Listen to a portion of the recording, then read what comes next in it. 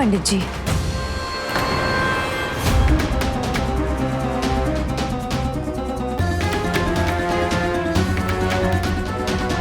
ये क्या कर रहे थे आप? देखिए पंडित जी, मैंने अपनी आंखों से देखा है कि आपने इस खीर में कुछ तो मिलाया अभी। क्या है वो?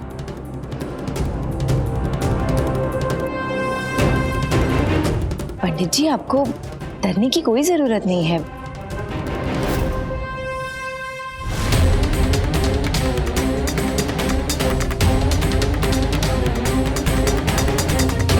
मुझे आपके इरादे कुछ ठीक नहीं लग रहे पंडित जी।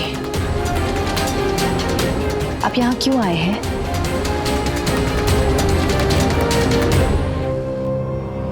रुकिए पंडित जी। पकड़ लो उसे।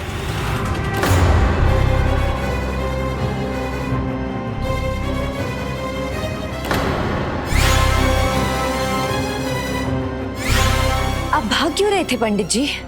पर ऐसा क्या है जो आपने मिलाया जिसकी वजह से आपको भागना पड़ा? बोलिए पंडित जी, क्या मिला है आपने इसमें और क्या है ये?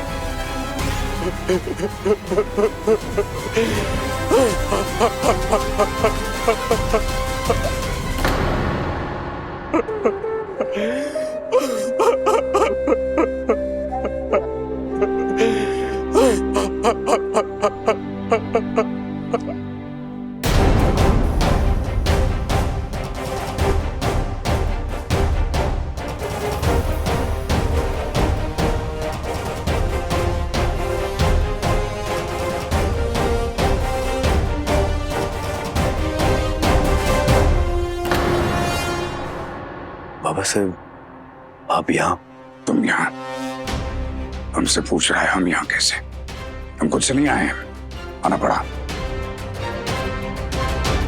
जब राजा को घुंघरुओं के शोर में मंदिरों की घंटियां न सुनाई दे तो किसी न किसी को तो एहसास दिलाना पड़ेगा ना कि वो अपना कर्तव्य चूक रहा है। वो क्या है ना बाबा साहब कि जिनके लिए खास ये उत्सव हो रहा है, जो इस उत्सव के असली हकदार हैं, जो प्रशंसा के, तारीफ के असली हकदार हैं, जिन पर सारी जिम्मेदारियां हैं, वो तो वहां मौजूद हैं। तो हमारे वहां होने या ना होने से क्या फर्क पड़ता है?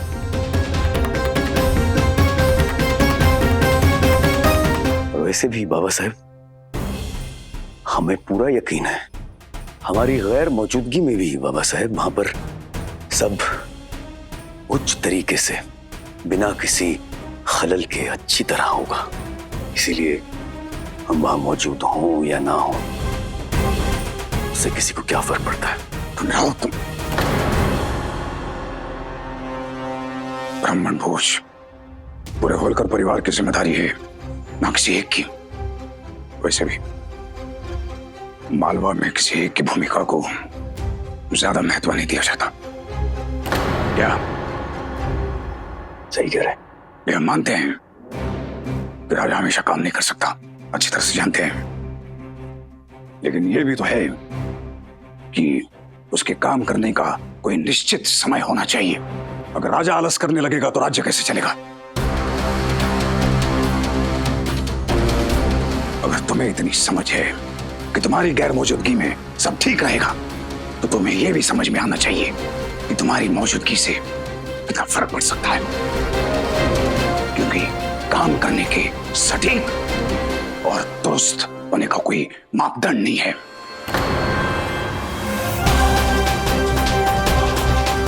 बाकी तुम समझदार हो।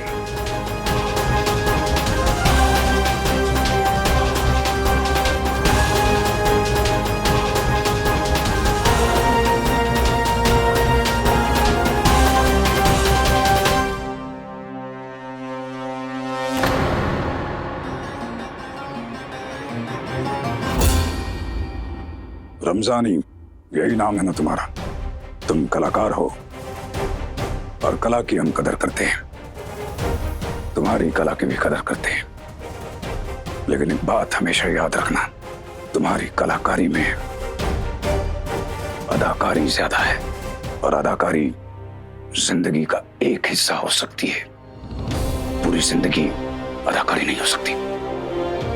रक्स करना तुम्हारा हुनर है और पेशा भी, और पेशा हुनर पे हावी हो जाए तो इंसानियत खत्म हो सकती है, और हुनर पेशे पे हावी हो जाए तो जीने खाने के लिए कलाकार मोहताज हो सकता है। इसलिए जिंदगी में संतुलन बनाए रखना बहुत जरूरी है, एक लय जरूरी है, और हमसे ज्यादा तो लय का ज्ञान, यूं कहें लय की भाषा तुम ज्यादा समझती हो। हमें तो बस तलवारें, कानून, शासन प्रशासन की लय समझ में आती है, पर तुम अपनी लय खो मत जाना, अपने सुरों को बहकने मत दो, उन्हें सीमा में बांध कर रखो तो बेहतर होगा, समझिए।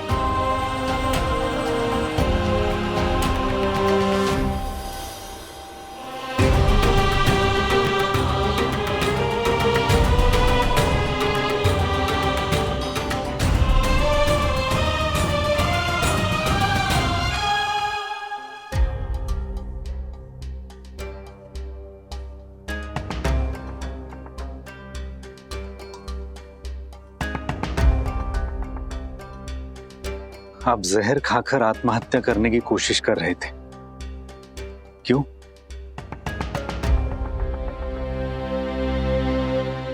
सच बोलूं तो मैं जीना नहीं चाहता, मुझे छोड़ दीजिए, मुझे छोड़ दीजिए। देखिए पंडित जी, रोइए मत, आप हमें बता सकते हैं क्या हुआ है,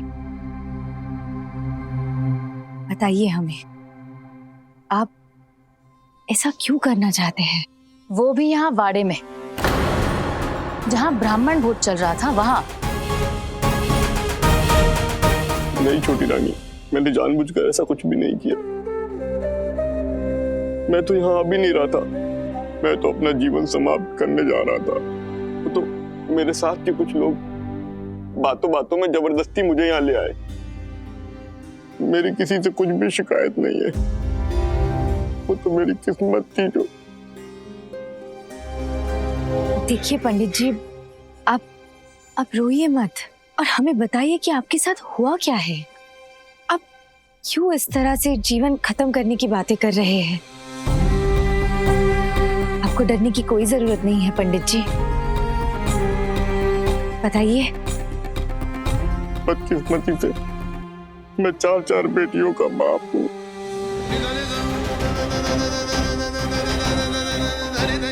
ऐसे क्यों बात कर रहे हैं आप?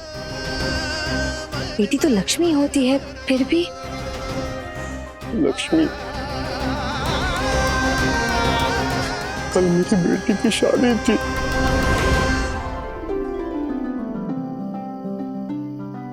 रुक जाओ।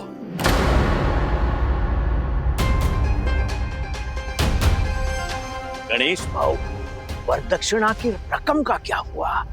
भाऊ, थोड़ी सी मोहलत और दे दो, आप निश्चिंत रहो, हम सारा इंतजाम कर देंगे। तो आप भी निश्चिंत रहिए, वैसे भी कुछ दिनों की मोहलत ले ही रहे हैं, तो जैसे ही वो कुछ दिन बीतेंगे तो उस रकम का इंतजाम भी होगा, और हम भी उन्हीं कुछ दिनों के बाद बारात लेकर वापस आएंगे। उठ, चल रे। बाबू ऐसा मत करो बाबू, मेरी 3 और बेटियां हैं जो विवाह के योग्य हो गई है, अगर ये बारात लौट गई तो बड़ी बदनामी हो जाएगी बाबू, फिर इनसे कौन विवाह करेगा? उत्तम, अति उत्तम। आप हंसे नहीं, उलझे हुए हैं, थोड़ा इनके बारे में भी सोचिए। अरे जहां एक बेटी की वर दक्षिणा का इंतजाम नहीं कर सके आप, तो बाकी के 3 बेटियों का कैसे करेंगे? भाऊ ऐसा मत करिए भाऊ, इतने कठोर मत बनिए, मैं बर्बाद हो जाऊंगा। अब तो मैं सांस भी लूंगा तो अपमान की हवा मेरा दम घोट देगी भाऊ। सचमुच सांस भी लेना चाहिए आपको। और रही बात बर्बाद हो जाने की, तो आप तो उसी क्षण बर्बाद हो गए थे जब आपकी पत्नी ने 4 बेटियों को जन्म दिया। कुछ तो रहम करो भाऊ।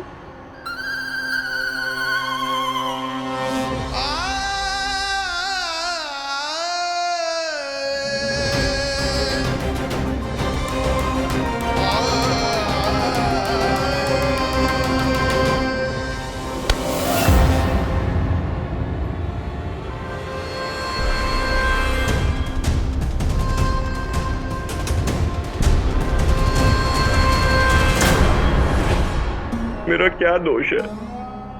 यही कि मेरे यहाँ 4 बेटियां पैदा हुई हैं, तो क्या ये मेरे बस में है? मेरी एक बेटी की शादी टूट गई, अब मेरी बाकी 3 बेटियों के साथ शादी करेगा कौन? एक बार तो ऐसा विचार आया अपनी बेटियों को ही मार दूं, लेकिन फिर उनका सुंदर चेहरा, उनका हंसता खेलता किलकारी भरा बचपन याद आ जाता, तो लगता है कि उनका दोष ही क्या है? दोष तो मेरा है कि मैं उनका बदनसीब बाप हूं। इसलिए सोचा अपना जीवन समाप्त करने से ही सबकी भलाई होगी। कोई कमी नहीं है मेरी बेटियों में, मेरी बेटियां सर्वगुण संपन्न है, एक अच्छी गृहिणी के सारे गुण हैं उनके अंदर, फिर भी उनको ऐसे दर्द से गुजरना पड़ रहा क्योंकि उनका बाप उनके विवाह के लिए वर दक्षिणा जुटाने में असमर्थ है।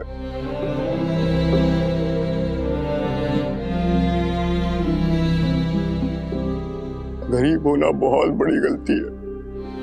एक ऐसा दोष, ऐसा पाप, ऐसा अपराध है जिसका दंड उन लोगों को मिलता है जिन्होंने ये पाप, ये अपराध किया ही नहीं, क्योंकि उनके हिस्से में किस्मत ने गरीबी डाल दी।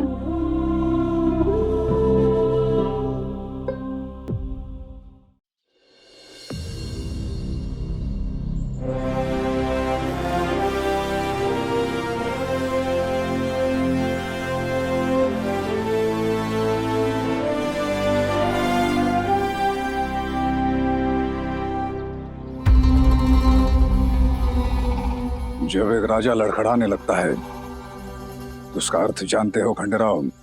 उसका अर्थ है कि उसका शासन प्रशासन लड़खड़ा रहा है, उसकी सत्ता लड़खड़ा रही है, उसके राज्य के लोगों की सुरक्षा लड़खड़ा रही है।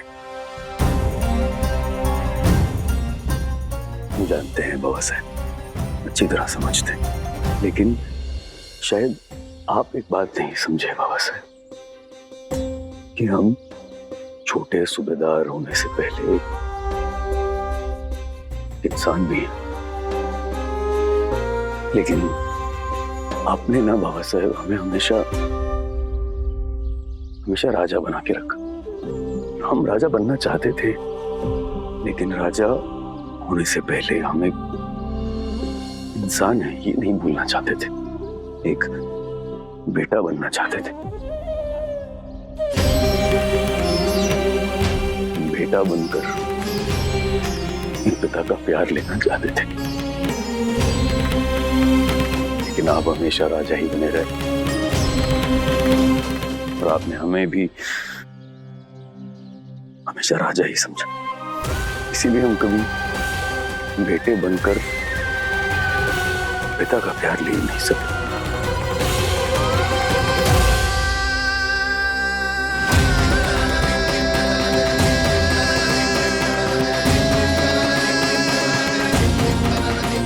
खंडेराव,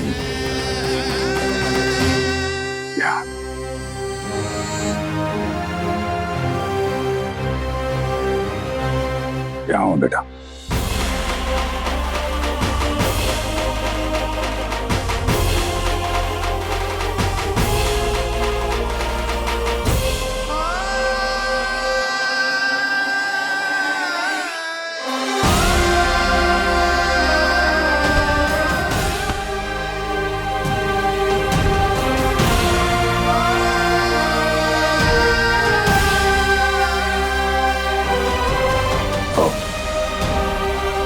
आओ तो मैं एक खास जगह पर ले चलते हैं, उसी बहाने 2 कदम साथ चल लेंगे। आओ आओ बेटा। गणेश काका, आप बहुत गलत बोल रहे हैं और गलत सोच भी रहे हैं। बेटी का पिता होना कोई जुर्म नहीं है काका। आपने कैसे सोच लिया कि अपनी बेटियों की हत्या कर देंगे आप? ये अपराध है और आपने आत्महत्या की कोशिश करने का भी अपराध किया है काका, और इसकी सजा आपको मिलेगी।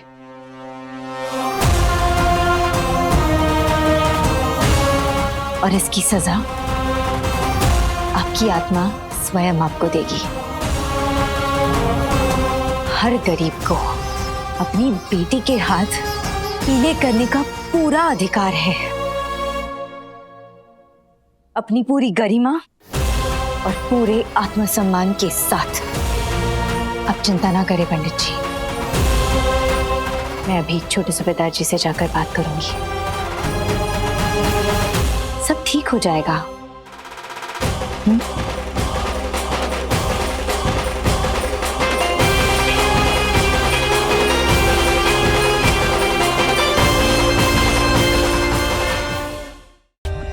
For more updates, subscribe to our channel, click the show links and enjoy watching the videos.